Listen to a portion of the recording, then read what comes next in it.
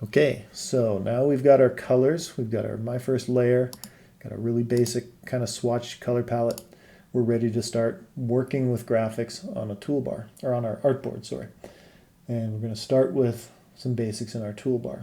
I'm going to go through these pretty quickly. We're going to cover these a lot as we work, but just so you can orient yourself, this is the selection tool. And move entire objects. That's a very basic explanation of what it does, but we'll cover that in a little more detail once we've made some shapes. This is the direct selection tool. It allows you to edit anchors. Okay, so anchors are kind of a fundamental unit in a vector file. Vector files are different than Photoshop or something like that in that we don't really have pixels. We have a representation of pixels, but vector graphics are by nature scalable, so they can be printed out at any size without losing quality. So that's why they're really useful, as we use them for large scale, scalable graphics, but also just stuff that's even small scale that just looks sharp at any size. So this is your kind of your anchor editor. It's Magic Wand tool, we're just going to ignore it because it's hardly ever used. Same with this one. The lasso tool, pretty much useless. But the pen tool, this is the workhorse of drawing in Adobe Illustrator. It allows you to create straight lines and what are called Bezier curves. And it allows you to create custom shapes. So we'll get into working with the Bezier tool later. Next one down here is the Curvature tool. It's kind of like the pen tool. It just doesn't let you do any straight lines. So it's purely just for automatically creating curves. I don't particularly find it that useful just because I'm used to using the pen tool for everything. But if you want to do stuff that's just curves and let the computer do the math for you in terms of drawing an optimized curve, you can let the Curvature tool do that for you, and it has its place. Should also point out here that if you see a little arrow like this in the lower hand corner, it means if you click and hold, there's a contextual menu for that tool, and there's options under that tool.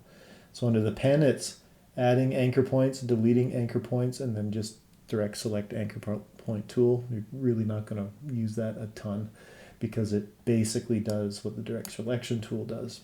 Group selection, direct selection, almost always just use the defaults here.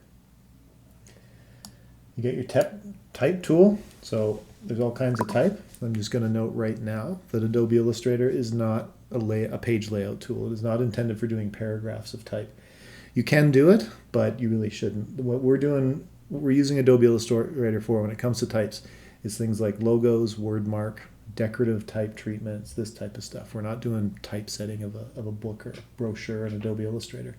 That's what Adobe InDesign is for. So even though there are paragraph tools and you can create a type area tool, that's really not the intent of Adobe Illustrator. So for the most part, we'll get into working with type.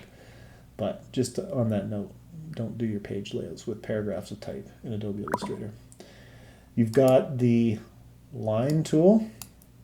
Really, a line segment tool is not useful at all because you can always do that with the pen tool as you're working with it. But the arc tool and the spiral tool and a rectangular grid tool, those can often be quite useful. We'll get into different ways to use those. But for the most part, you don't really touch stuff here unless you want to create a real special type of line like a spiral. It saves a lot of time. So this is your primitives menu, and it's a little bit of an interesting menu. It's got a lot of basic shapes that we use all the time. Squares, ellipses, polygons, stars. Strangely enough, there's no triangle. I couldn't tell you why. There's also this completely redundant rounded rectangle tool. It does absolutely nothing special over the rectangle tool. You might as well never bother using it. I don't know why it's there. Would be nice if they had a triangle tool, but they don't. So this is what you get as far as your primitives. You get rectangles and squares, ovals and circles, polygons, which you put as many sides in, and stars, which you can put as many points in. There's also this flare tool, which kind of imitates the Photoshop lens flare. I wish Adobe Illustrator would just get rid of it. It's silly. It's not really a shape. I don't know why it's in there. It just doesn't make sense. But it is there. Don't use it. Brushes, paint brushes and blob brush. If you're working with a mouse, you're going to find these pretty difficult to work with. If you're working with a digitizer tablet, like a Wacom tablet or a pen digitizer, then yeah, this could be quite useful. But for the most part, it's not really what Illustrator is designed for. So don't go thinking it's going to produce results like your natural media brushes in Photoshop or what have you. It really won't. Really not that useful in Adobe Illustrator most of the time. You can leave it alone. And for the most part, everything under the primitives tool, pretty much from here right down to the gradient tool and the eyedropper tool, they're not very useful because they're just redundant to stuff we can do with the main tools. Except possibly for the width adjustment tool. There's kind of some fun effects you can get here, but they're not always as controllable, but they do have their place, and I just say they're worth playing around with. But as a day-to-day work with shapes and getting things done graphically, we hardly ever touch these. This is the scale tool. Free transform has its place. We'll get into transforms and stuff later. This is the shape builder tool. It's kind of a manual tool that has a more advanced option in Illustrator, which we'll get into. So again, you don't really touch that. Perspective grid, not really useful. Mesh tool, these are your fill styling tools here. So this is a mesh tool, and this is your gradient shaping tool. And those are really useful. We use them all the time. The eyedropper for selecting colors, matching styles, pretty useful, pretty self-explanatory. The blend tool, it's not the best way to make a blend. We make blends, and we'll get into blends later, but it's up under object settings. Much more refined options here than here, so you don't really use this very much. And in fact, pretty much you can ignore, I mean, charts and graphs, if you're working and you need to do pie charts and bar charts, there's all kinds of tools in here for auto-generating relative sizes for you, so it can do all the math to make the relative pie charts or whatever. So if you're working with Illustrator to make quarterly report graphics, a lot of times you're going to need to make pie graphs or bar charts from numbers that the accountants give you or what have you. This is a good place to start. That's what those are there for. The artboard tool, this is for managing your artboards.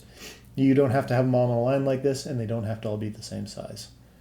So this becomes pretty useful for if you've got to create one graphic, but you need to output it for Facebook and Instagram and Twitter and all the rest of it. They all have their different sizes, so you can make different artboards, copy the same graphics, scale it, and then do an export artboards, and it makes all the graphics for you to size. So it's a real time saver that way. And the artboard tool is really useful. You can make yourself new artboards as you go, and they can be any size you like, or you can delete them, move them around. Artboard tool's pretty handy. You can ignore the slice tool.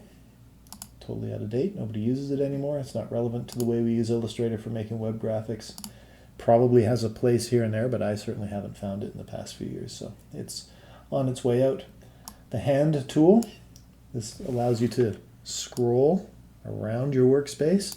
We don't use it very much because our default shortcut to that, regardless of what tool we have selected, is the spacebar.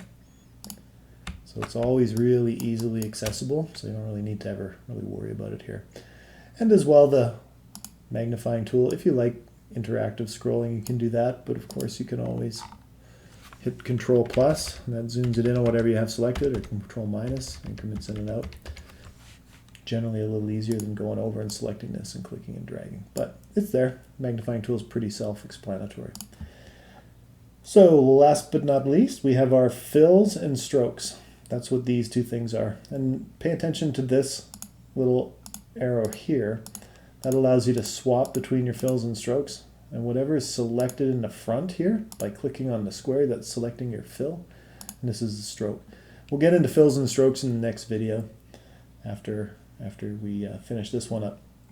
But as a final little bit for this video, I'm going to get you to do is go to your swatches, pick a color, pick your favorite, whatever you think would be the most interesting primitive, click and drag on it onto the screen. Okay, you're going to see now that it's got the stroke, which is the line around the shape, is red, and the fill is white.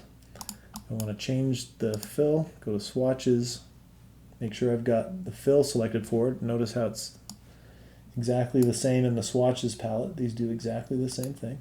Okay. Select your fill. If you want to have a little more fun, do one more thing, go and adjust your tint to see how that works. Hit save. We're ready to move on to the next video.